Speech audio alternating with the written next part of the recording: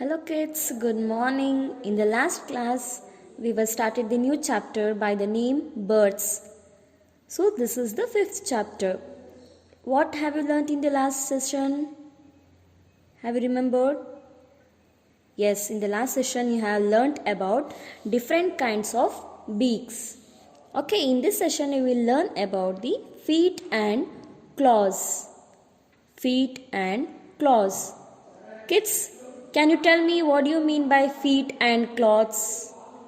CLAWS, claws. What is the difference between feet and claws? Can anyone tell now? So here feet means pada, claws means ugurugalu.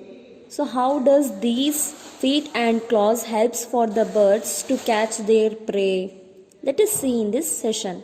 Birds use their claws to catch and eat the food, to protect themselves from their enemies, to sit on the trees, and to move about. So in these 4 points we can learn that how these feet and claws helpful for the birds. The first point is the claws helps the birds to catch and eat their food. Second one is to protect themselves from their enemies. Third one is to sit on trees and to move about. So now let us learn about some of the different kinds of birds and the different kinds of the feet and claws. First one is flesh-eating birds. Some flesh-eating birds like hawks and eagles have the strong, sharp and curved claws called talons.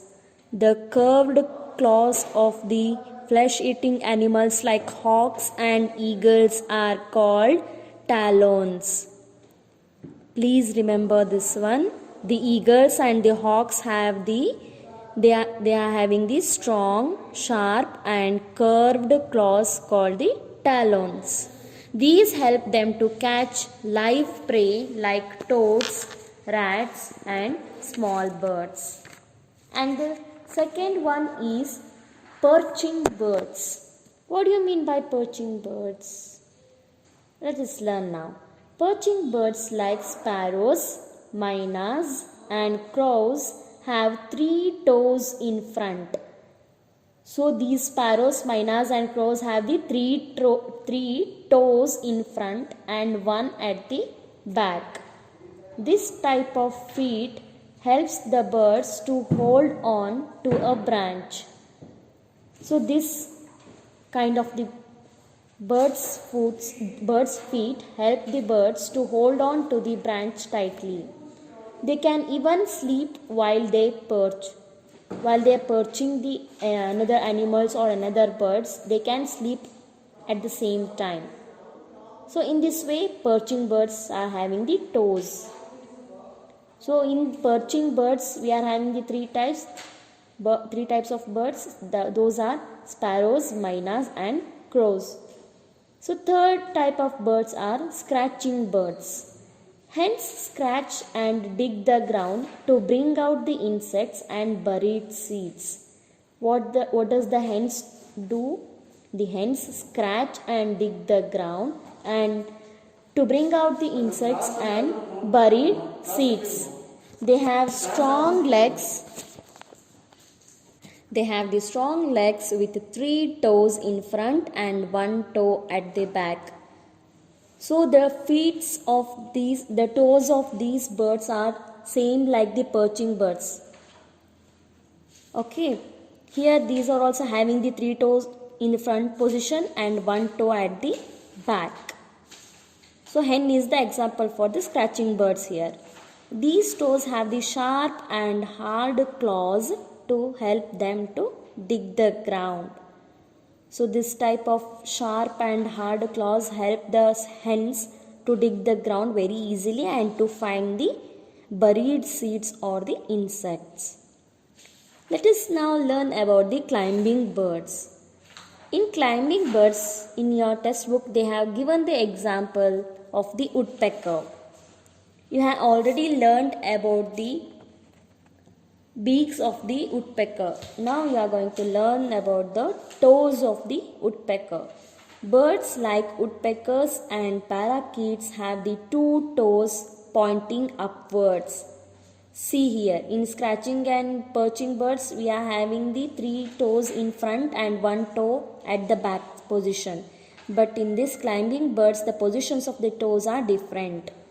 Here, the woodpeckers and the parakeets have the two toes pointing upwards and two toes pointing downwards. Totally, these are having the four toes. Okay. These toes help them to climb the trees and to cling on to them. To climb the trees, these toes are very helpful for the woodpeckers. So in this way, these toes are helpful for the woodpeckers. This is about the climbing birds. And what about the swimming birds? We can also see some of the birds can swim on the water. Right? Swimming birds have webbed feet. These swimming birds are having the webbed feet. They have three toes in front and one toe at the back. Right. Here they have given the example of the duck. Have you ever seen the duck? Yes, in the previous session, in the previous video lesson, I have given you the picture of the duck. How does the beak and the toes of the duck are modified? I have shown you in the video lesson, previous video lesson. So here also in this picture you are having the duck's toes. Okay. The three front toes are joined by skin which is called a web. So what is a web here? The three front toes are joined by a skin which is called a web. This skin helps them to push the water back while swimming. So how does this webbed foot help for the ducks to move in the or swim in the water? This type of skin modification helps them to push the water back while swimming. So this ducks pushes the water back while it swims. The last but not the least, we are having the wading birds. In the wading birds, they are given the heron as the example. Heron bird as the example. Birds like cranes and herons have the long legs with the spread out toes.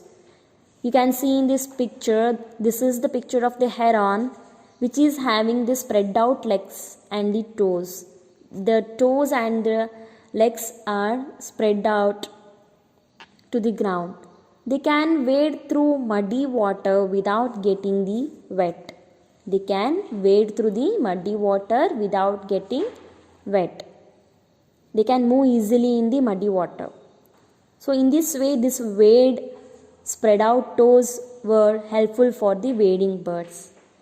So kids, in this session you have learned about 6 kinds of birds' toes and claws, feet and claws. One is flesh eating birds, next one is perching birds, third one is scratching birds, fourth one is climbing birds, fifth one is swimming birds, and the sixth one is wading birds.